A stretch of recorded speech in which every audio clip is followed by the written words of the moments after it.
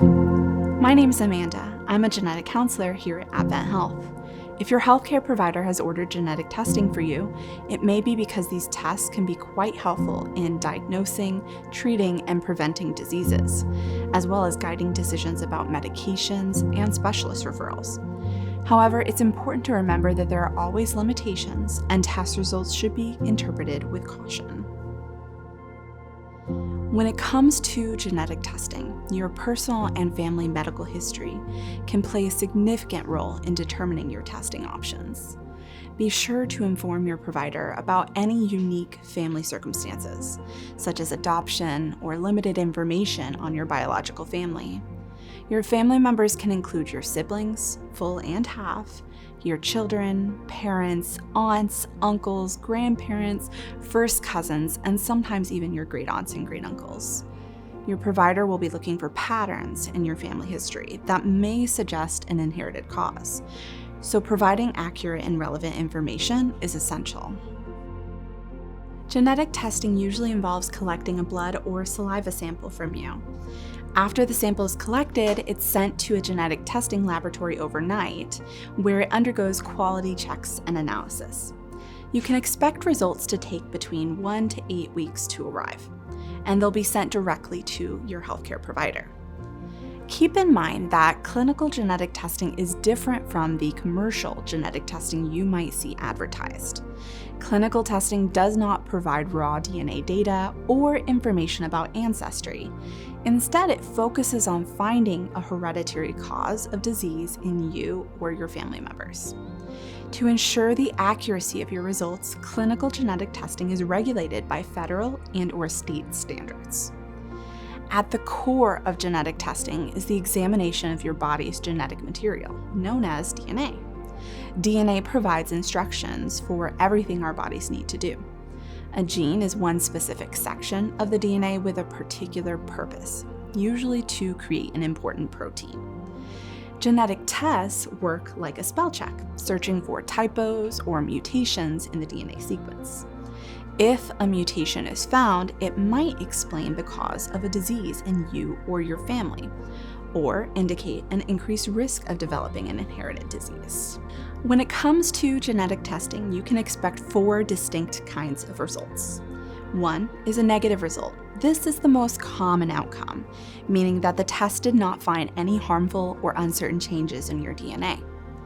2 is a positive genetic test result. This result indicates a mutation was found in your DNA that causes a hereditary predisposition to certain diseases. This can impact your medical management, whether that includes a medication your doctor may prescribe or increased frequency of screenings. Positive genetic test results can also affect your family members, depending on their relationship to you. 3rd is a positive carrier result. This means that you have 1 mutation in your DNA, but would need 2 mutations to develop the associated disease. Carrier results are often most important for individuals planning a family.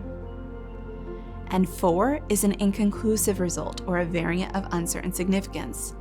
This type of result means a mutation was found, but it's unclear if it will affect the gene function or not. In this case, it's best to treat the result as negative until proven otherwise, and to follow up with your healthcare provider over time.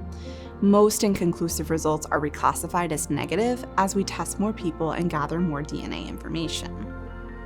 You might be wondering how expensive genetic testing is and how the results could affect your insurance coverage. The Affordable Care Act and the Genetics Information Non-Discrimination Act both protect against health insurance discrimination based on genetic test results. However, these laws don't cover life insurance, long-term care, or disability insurance, so it's essential to check with your healthcare provider about state-specific protections.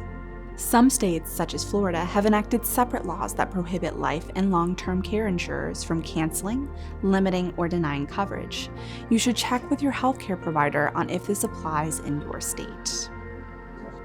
Most health insurance companies do cover genetic testing if it's deemed medically necessary by your healthcare provider. Some insurance companies have a specific set of criteria you must meet for them to cover testing, so it's a good idea to discuss if you meet the criteria based on your personal and family history with your provider. If you are concerned about your coverage, ask your provider to refer you to a genetic counselor who can go through guidelines more specifically with you. Typically, the laboratory will work with your insurance and let you know what your out-of-pocket is for the testing. If the out-of-pocket is high based on your deductible, many genetic testing laboratories have generous financial assistance programs and have a lower self-pay option they may offer. If you decide to pursue genetic testing, your provider will give you an informed consent document for you to sign. You may also want to speak with a genetic counselor who can discuss benefits, risks, limitations, and consequences of genetic testing. Remember, the decision to pursue testing is voluntary, so let your provider know if you have more questions or want to speak with a genetic counselor before pursuing testing.